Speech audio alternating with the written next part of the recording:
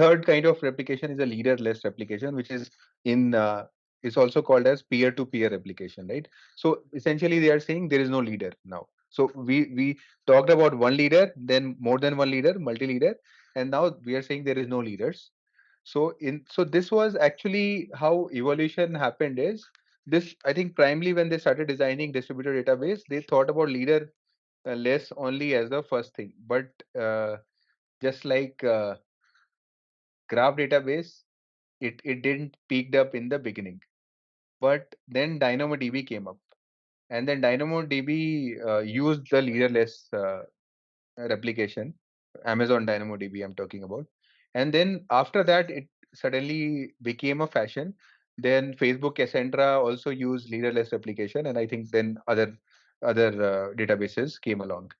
So what I think what happens there is essentially no leader, and whatever both your reads and writes, that will be sent to all the nodes. So let's talk about a 5-node cluster, which is the a standard example here. So if you're, let's say you're writing, now your writes will be sent to all the 5 in this case, because there is no leader primarily. There is no central orchestration or nothing is happening. Just the call is coming from the client, sent to all the 5 replicas. Now, what it will do is, okay, just set the context first.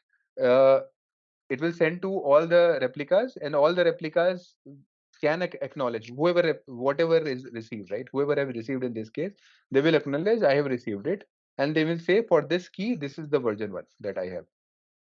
Now, now let's say write call comes. Now again, the write will be sent to all the replicas similarly. So now all of the nodes will give the latest writes that they have. So somebody can say I have the write of version 1. Sorry, I have the value version 1 with me. So take this value with the version 1. Other one will say, no, I have a better version. So I have version 2. So take this value with version 2. So like that, all the 5 replicas will respond. Now the caller will say that, okay, of course, version 1 is the latest, then version 2. So I'll choose the version 2 instead of the version 1. So that's how both read and write is supported in a leaderless fashion, right? So just, laying down this foundation, because the other following discussion will depend on this foundation.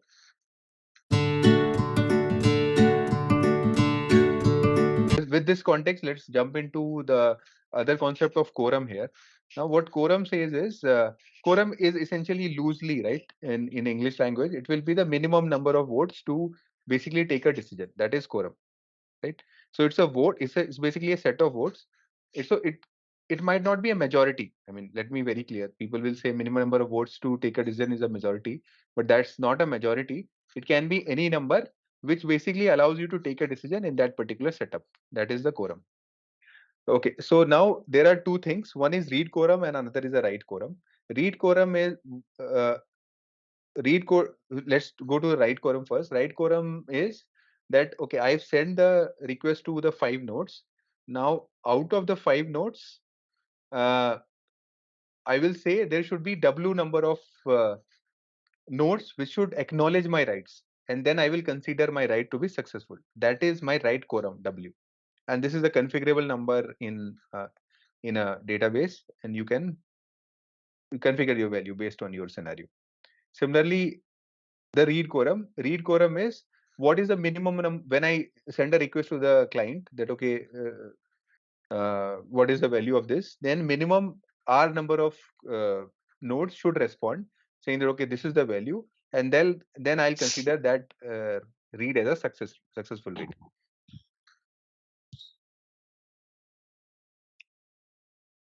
Okay, so this is read quorum and write quorum. Yeah, Brijesh. No, I was just acknowledging that. I got Okay. what you mentioned. Okay, so now in a general setup, what basically a leaderless database will say that your R plus W should be greater than N. If R plus W is greater than N, then your database will be, your both reads and writes would be working in a correct way. So now let's take an example. Now I have a five node cluster and my W is 3. and my R is should also be 3. Then only R plus W will be greater than N, which is 5. So R plus W is 6 in this case. Now let's say I send a value, right, for a key K, and then it has to be acknowledged by 3 as mandated by my right column. So now 3 of the replicas say that, okay, I've stored the value for K and the value is as V1. Now I send a read request. Now again, the read request should be acknowledged by the at least the 3, because my read column is also 3. So now in this case, since write was acknowledged only by the 3, the other 2 might still be lacking and they might not have copied the data till now. But I'm also enforcing that 3 nodes should respond for my read call also. Now, if the 2 are those which have not still got the copy of K, or they have a stale value of K, right? Both the cases, then at least one of the nodes will be the node which has the updated value of the K, because it's mandated by the read quorum. Now that value, that they will say, okay, the value of K is as V1. Other two will not even have the value, or they may have the value of V0. So now it comes to the client. Client has to decide. Client will say, of course, I'll take the latest version, which is V1 in this case, and then it will return to the client. So both my reads and write are working correctly in this case. So this is how it will work in a leaderless or a peer-to-peer database. I will just like to pause here and ask if any questions is there. This is an important concept, I think, with respect to leaderless replication. So when you say that it will write to 3 replicas, sorry, 3 nodes, at least 3, it can be any 3, right?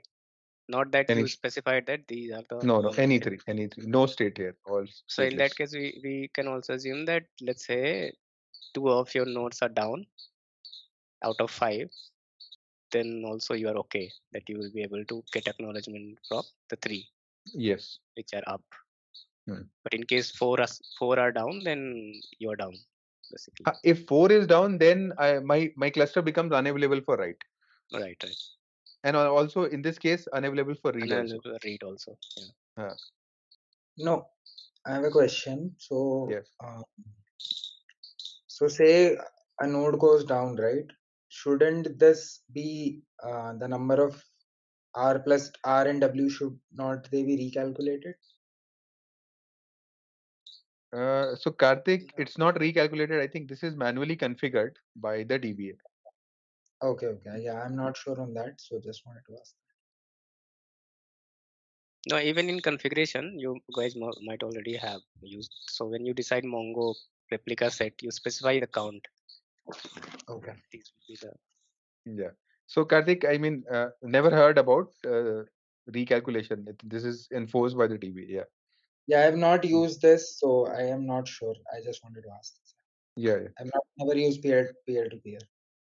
Okay. Okay. So now, I mean, this is the fundamental of it. Now we'll just talk about for extreme cases, right?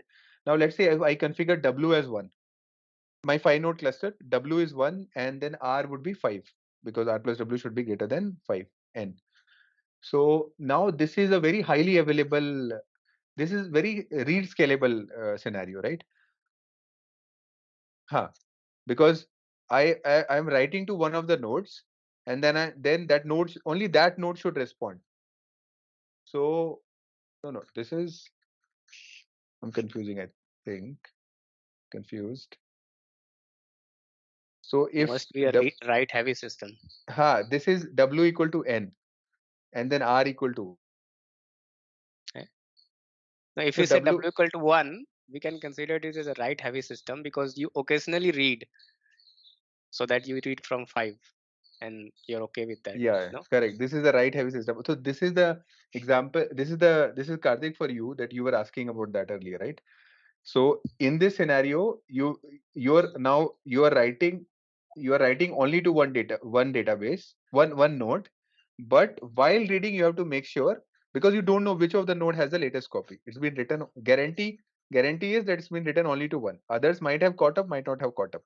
So you will have to read all the 5 nodes and then determine which is the latest version of that data to return to the client. Got it. But I mean, one drawback with this is if one of the nodes is down, then your writes will still happen, but read cannot happen now. Because you don't know whether that particular node, which has the latest copy of data, that itself is down. Correct. So this is write is always available on this particular cluster. I mean, not always available, but mostly available because you have 5 nodes, so it will be available. But reads is very, very lackluster. Anytime one node goes down, read is stopped. Right? Now let's look at the other extreme, which is W equal to 5 and R equal to only 1. So now you are saying that I will, when a call comes, I'll make sure that I get acknowledgement from all the 5 nodes that this is written. But so that means very highly latent, because it will take, for all the 5 to return, it will take a lot of time. Might take a lot of time. It happens in parallel, but in the worst case, it can take a lot of time. Now, in case of read, you can get data from any node and then you say I success, because you know that data has been written to all of the nodes in the call itself. No catching up needed here from the replications. But now the drawback of this is, even if one node goes down, then your write cannot happen. Reads can still go on, but write is stopped. Okay, so these are the two this aspect of it, two extreme aspects.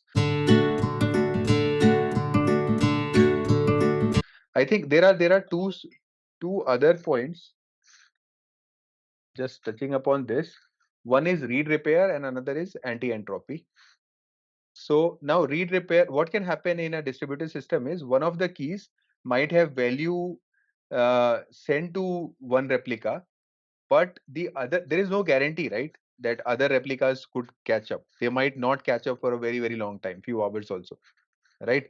So generally the technique which is applied here is that when the client uh, gets the copy of value from all the replicas, then the client will know, okay, this replica has a latest value based on the higher version number. Others have the earlier value, so it will send a request to update to all the other replicas to the latest value. So this is basically read repair. Very simple scenario, but important to know the term. So this, but unless, so let's say there is a key called key 99, right? That is never read. They've never read for maybe 5 days, 10 days, or never read at all. So in that case, if the replication has not caught up or it has failed because of some reason, right? Then if your system only supports read repair, then that value of the value of that key will always be stale, right? Will typically is for never read, so it will always be stale, right? Now, so another mechanism which is also supported by some databases, which is called anti-entropy. And what anti-entropy does is, it will essentially be, there will be a background process, and what it will do is it will compare values between different replicas. So it will create a Merkle tree, and then uh, it, based on the Merkle tree, it will try to compare, okay, this is the Merkle tree on this replica, this is the Merkle tree on this replica, and then let me compare the key values, and whatever is the latest version number, it will update on other replicas which does not have the latest version numbers. So this technique is called as anti-repair, and this will happen typically in background, and this will make sure that uh, even if the replication calls got missed because of network failure or node not being available or because of 100 other reasons, the anti-entropy will make sure that eventually the values will get updated on all the replicas to the latest version. So this and all these databases, they all of them support eventual consistency rather than strong consistency.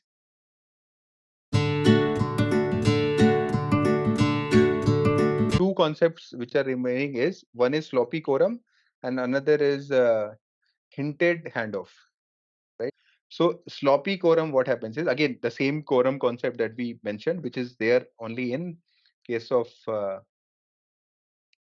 leaderless replica. What sloppy quorum does is, now just imagine a scenario, right? There are 5 nodes in a cluster.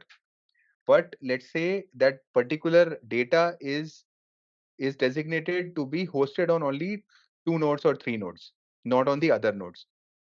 So essentially there would be sharding, and then because of the shard, that one particular this gets replicated only on 2 nodes. Other nodes are still there in the cluster, but this key set need not be replicated on those, right?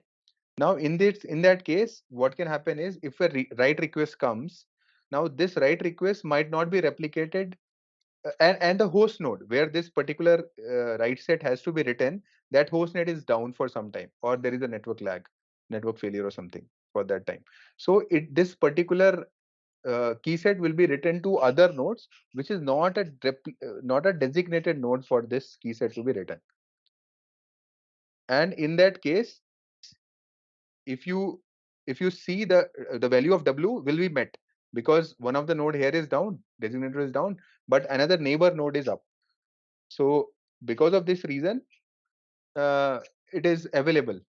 The W criteria of W is met, and because the criteria of W is met, still the write is going through. But the problem here is that those W nodes were not part of the designated or host nodes for that particular key set. So the quorum is still supported, but this is very loose quorum, or a very lackluster or careless kind of scenario. So that's the reason this is called as sloppy quorum and not a strict quorum, which we discussed earlier. And the concept called hinted handoff, that is also very similarly related. So now the designated node becomes up. So the neighbor node on which this data was actually written, that neighbor node becomes now the neighbor node will typically say, right, you can assume that okay, your host node is up, now you go and write the value of data there and leave me. So this is the hinted handoff.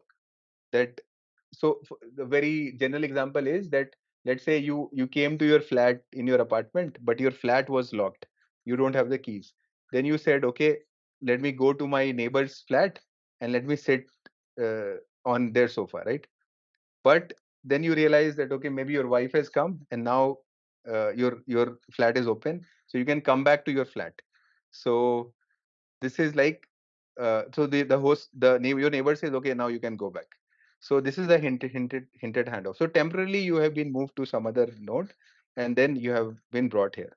So I was having a discussion with Shivam. He told that Cosmos DB supports this sloppy quorum and hinted handoff. This is just okay. You can say that we could have stopped the write there, right? Why allowing the neighbor to write the data instead of the designated host? But the answer to that is an extended durability, that you don't want to lose the value of that data set. So for extensive durability, you allow it to be written to the neighbor node also.